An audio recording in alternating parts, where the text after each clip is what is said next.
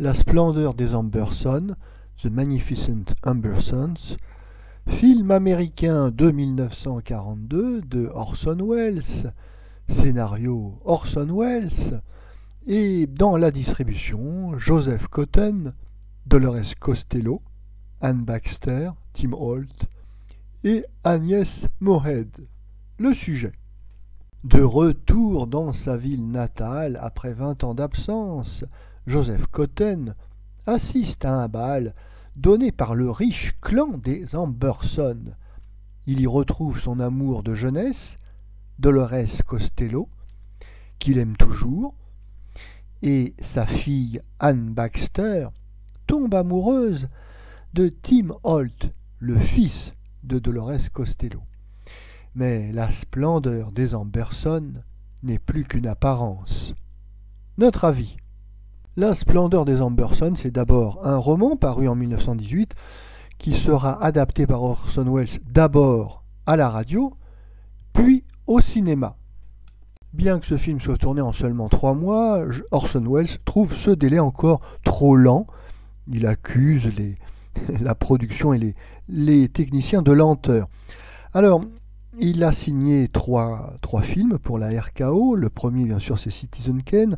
Le deuxième, c'est donc La splendeur des Amberson, qui a un écho autobiographique pour lui.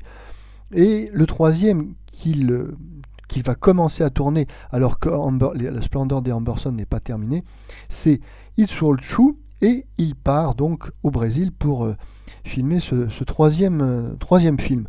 Les studios de la RKO profiteront de son absence pour couper environ 40 minutes du film original et imposer un nouveau épilogue moins déprimant, moins pessimiste que l'épilogue prévu initialement.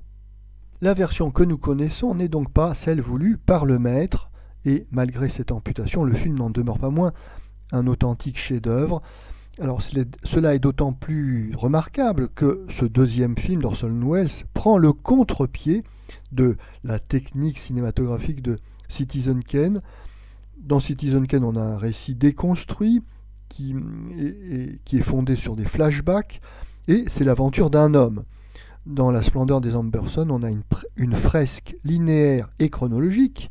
On a beaucoup de références au cinéma muet, et ce n'est pas l'aventure d'un homme, mais l'aventure d'une famille, d'un monde qui disparaît. Ce film, marqué par une certaine nostalgie, par une certaine mélancolie, est un magnifique spectacle cinématographique, car Orson Welles a bien compris qu'il ne fallait pas multiplier les longues lignes de dialogue. Oui, on n'est pas dans le bavardage explicatif, on est dans du vrai cinéma, avec des longs plans séquences, des décors qui racontent une histoire dans l'histoire, et des jeux de lumière qui soulignent les sentiments des personnages.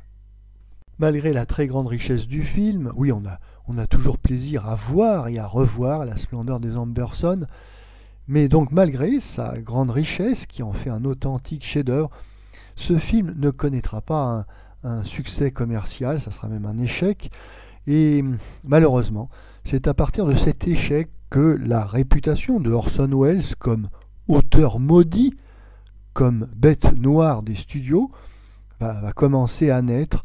Et il est exact que malgré quelques succès, la carrière cinématographique d'Orson Welles va être marquée par la malédiction de l'échec.